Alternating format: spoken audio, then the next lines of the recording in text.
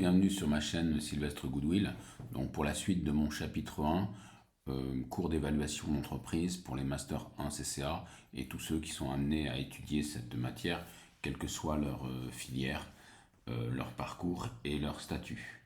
Bien, là j'en étais à une slide précédente où je disais qu'un certain nombre d'éléments étaient vus en Master 2 CCA, notamment pour les biens présentés dans un bilan IFRS des biens loués, où on doit inscrire les droits à location au niveau de l'actif et puis le financement en termes de passif financier, donc de l'autre côté, du côté passif.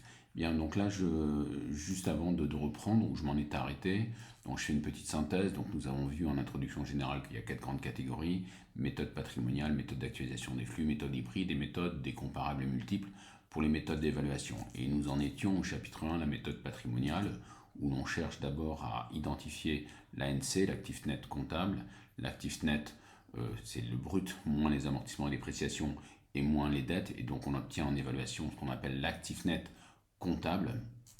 Et ensuite, cet actif net comptable peut donner lieu à des corrections, donc au calcul d'un actif net comptable corrigé du fait de la présence de plus ou moins value latente, du fait qu'il faut enlever l'actif fictif et rajouter, si ce n'est pas déjà fait dans le bilan selon le référentiel présenté, les actifs utilisés non inscrits.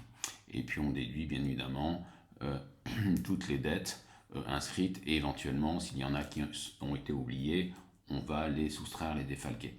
Bien. Donc là, j'en étais au retraitement à l'actif. Donc j'ai listé au niveau des immunisations incorporelles, frais d'établissement, actifs fictifs, frais de développement, actifs fictifs, sauf si le projet est clairement identifié à de sérieuses chances de réussite, le fonds de commerce à considérer en valeur de marché, les brevets, marques, valeur actualisée, des redevances ou de futures de trésorerie à recevoir. Bien, les immunisations corporelles également, j'ai indiqué comment les évaluer, euh, avec les biens inscrits au bilan. S'il y en a qui ne sont non inscrits et utilisés, on les rajoute. Et pour leur valeur vénale, moins si c'est le cas, des valeurs restant à devoir. Notamment sur le bien en crédit bail, donc nous enlevons les valeurs restant à devoir, les loyers restants, ainsi que la valeur résiduelle d'option de levée d'achat à terme. Bon. Maintenant, nous nous intéressons après l'actif immobilisé à l'actif circulant. Donc vous avez les VMP, cours de bourse si les titres cotés, sinon valeur probable de négociation, prime de remboursement des obligations, c'est de l'actif fictif, puisque quand on enregistre un emprunt obligataire, donc on a l'emprunt obligataire en prix de remboursement au niveau du passif. Donc si on utilise de la codification, c'est un compte 163. Au niveau de l'actif, si on utilise encore une fois de la codification, nous avons le compte 169 avec le 9 en troisième position qui fonctionne en sens inverse du compte principal 163, et donc c'est en bas d'actifs, primes de remboursement, les PRO, les primes de remboursement des obligations. Par différence entre le prix de remboursement exprimé en passif financier ou de bilan et la PRO, les primes de remboursement en bas d'actifs de bilan, nous avons par différence la valeur encaissée que l'on encaisse, donc l'on obtient en entrée de banque. Voilà. Prix d'émission moins la prime de remboursement, prix de remboursement moins la prime de remboursement nous donne le prix d'émission qui a été encaissé. Voilà, j'ai rectifié. Bon, maintenant j'avance. Donc nous avons aussi donc les primes de remboursement, ça c'est de l'actif fictif. Ensuite, vous avez les écarts de conversion actifs, compte 476, toujours s'il y a de la codification. Ce sont des actifs fictifs s'ils ne sont pas compensés par une provision pour perte de change au passif. Ils correspondent en IFRS directement à une charge financière.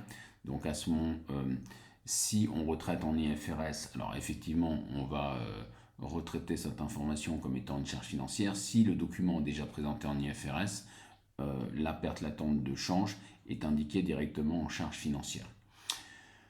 Alors, je disais, il donne le signal, ces écarts d'une situation défavorable sur une opération de devise en raison d'une hausse de dette ou d'une baisse de créance liée à une variation de taux de change. Maintenant, après avoir vu les retraitements à l'actif, nous passons au retraitement au passif. Alors, au retraitement au passif, il y a deux aspects, il y a les capitaux propres et les dettes. Alors naturellement, si je décide de déterminer l'actif net comptable corrigé en partant de l'actif réel moins les dettes réelles, à ce moment-là, je vais indiquer directement ce qu'il faut rectifier au niveau des dettes. Donc au niveau des dettes, il peut y avoir des engagements hors bilan, donc comme par exemple des engagements de retraite qui ont été non comptabilisés, et les cautions pour une filiale d'une mère sur une filiale à considérer comme dette latente supplémentaire. Donc si on utilise la codification, c'est en classe 8, c'est en bilan, c'est indiqué en annexe.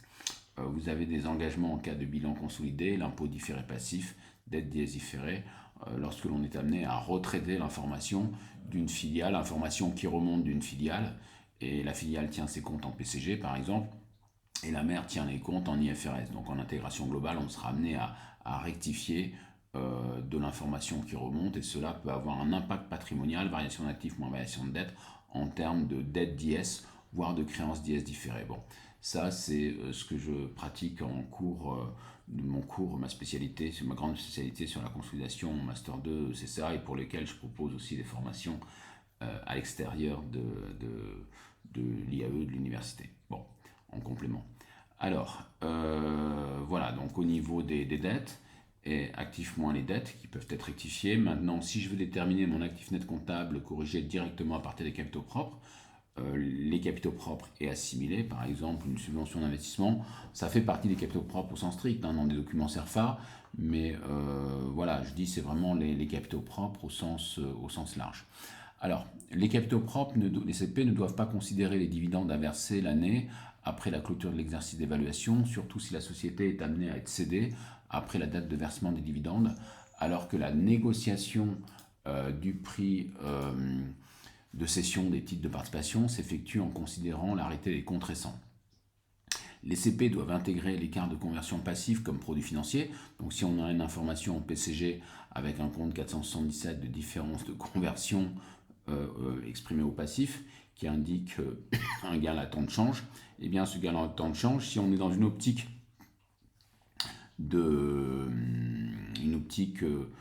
IFRS, de retraitement en IFRS, à ce moment-là, on indique que cet écart de conversion est un produit financier. Nous avons les postes porteurs de fiscalité différée qui doivent être retenus net d'IS à payer. En effet, le successeur nouveau propriétaire de la société verra son entité être obligée à payer l'IS sur ses postes à l'avenir. Il s'agit notamment des postes porteurs de fiscalité latente, les subventions d'investissement, puisque les subventions d'investissement, on va les rattacher progressivement comptablement en imposabilité, donc avec un compte 139, toujours sur une tige de la codification, code-part de subvention d'investissement viré au résultat de l'exercice et puis des différents exercices en cumulé. Donc